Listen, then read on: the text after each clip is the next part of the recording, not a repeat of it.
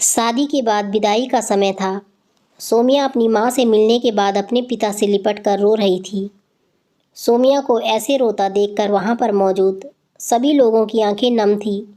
फिर सोमिया अपनी छोटी बहन के साथ सजाई गई गाड़ी के पास जा रही थी।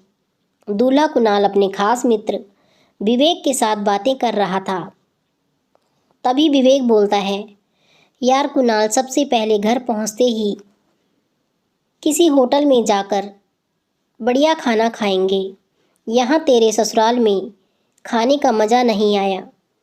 तभी पास में खड़ा कुणाल का छोटा भाई आकाश बोला, हाँ यार, पनीर कुछ ठीक नहीं थी और रसमलाई में रस ही नहीं था। ऐसे बोलते हुए वह ही कर जोर जोर के हंसने लगे। कुणाल भी बोलने में पीछे नहीं रहा। वह बोला, अरे घर पहुंचने के बाद ही हम लोग होटल चलेंगे, जो खाना है खा लेना। मुझे भी यहाँ खाने में मज़ा नहीं आया। रोटियाँ भी गर्म नहीं थी। अपने पति के मुंह से यह शब्द सुनते ही सोमिया, जो गाड़ी में बैठने जा रही थी, वापस मुड़ी और भागकर अपने पिताजी के पास गई। फिर जाकर सोमिया अपने पिताजी को बोली, मैं ससुराल नहीं जाऊंगी पिताजी, मुझे ये शादी मंजूर नहीं है। यह शब्द उसने इतनी ज़ोर से बोली कि वह सब लोग हक्के बक्के रह गए। सब कोई नज़दीक आ गए। सोमिया के ससुराल वालों पर तो जैसे पहाड़ टूट पड़ा। मामला क्या था वह किसी की समझ में नहीं आ रहा था। तभी सोमिया के ससुर श्यामलाल जी ने आगे बढ़कर सोमिया से पूछा, क्या बात है बहू, शादी तो हो गई है, विदाई का समय है, अचानक क्या हुआ कि तुम शादी को नामंजूर कर रही हो? कुणाल का तो मानो दुनिया लुटने जा रही थी। वह भी सोमिया के पास आ गया और उसके दोस्त भी। सब लोग जानना चाहते थे कि आखिर ऐन वक्त पर ऐसा क्या हुआ कि दुल्हन ससुराल जाने से मना कर रही है।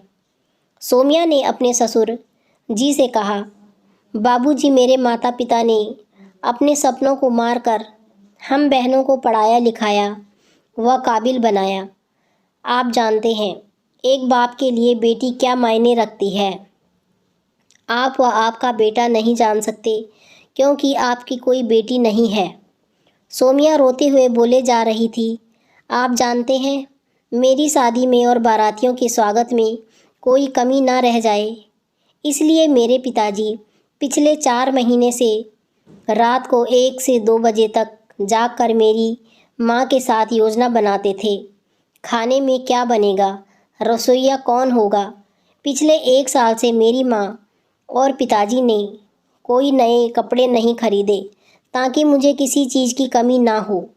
मेरे माता पिताजी ने सपनों को मारा होगा, ना अच्छा खाया ना अच्छा पिया। बस उनकी एक ही ख्वाहिश थी कि मेरी शादी में कमी ना रह जाए।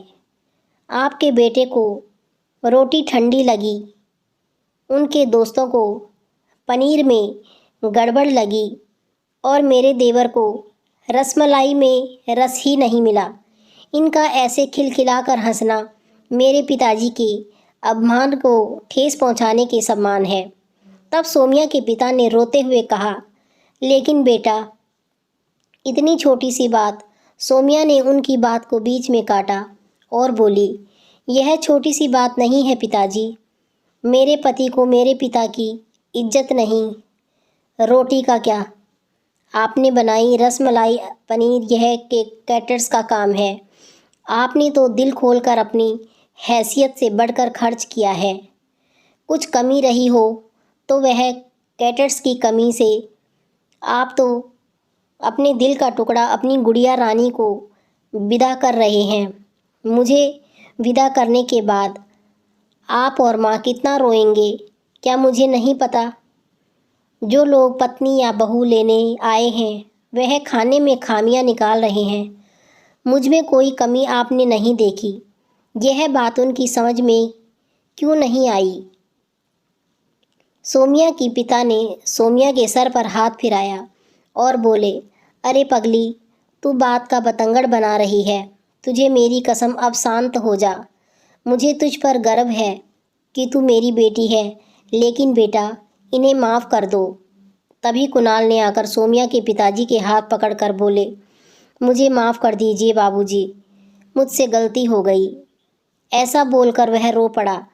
तभी श्यामलाल जी ने आगे बढ़कर सोमिया के सर पर हाथ रखा और बोला, मैं तो बहू लेने आया था, लेकिन ईश्वर ने तो मुझे बेटी दे दी और बेटी की अहमियत भी समझा दिया। मुझे ईश्वर ने बेटी नहीं दी है, शायद इसलिए क्योंकि तुम्हारी जैसी बेटी मेरे नसीब में थी। बेटा अब इन नालायकों को माफ़ कर दे, मैं तेरे सामने हाथ जोड़ता हूँ। ऐसा बोलकर श्यामलाल जी ने सचमुच हाथ जोड़ दिए और सोमिया के सामने अपना सर झुका दिया। सोमिया ने अपने ससुर के हाथ पकड़ लिए और बोली, बाबूजी। अब तब श्यामलाल जी ने कहा, बाबूजी नहीं, पिताजी तक। सोमिया भावुक होकर अपने ससुर जी से लिपट गई। सब यह देखकर सोमिया के माँ और पिताजी भी बहुत खुश हुए। सोमिया अब राजी खुशी अपने ससुराल चली गई। पीछे छोड़ गई थी आंसुओं से भीगी अपनी माँ और पिताजी की आंखें। अपने पिता का वह आंगन जिस पर कल तक वह चहकती थी। दोस्तों, कभी भी किसी की शादी में जाएं तो खाना चाहे कैसे भी बना हो, लेकिन उसमें कुछ खामियां नहीं निकालिए। उस खाने में एक पिता की मेहनत और अरमान छुपे होते हैं। Thank you.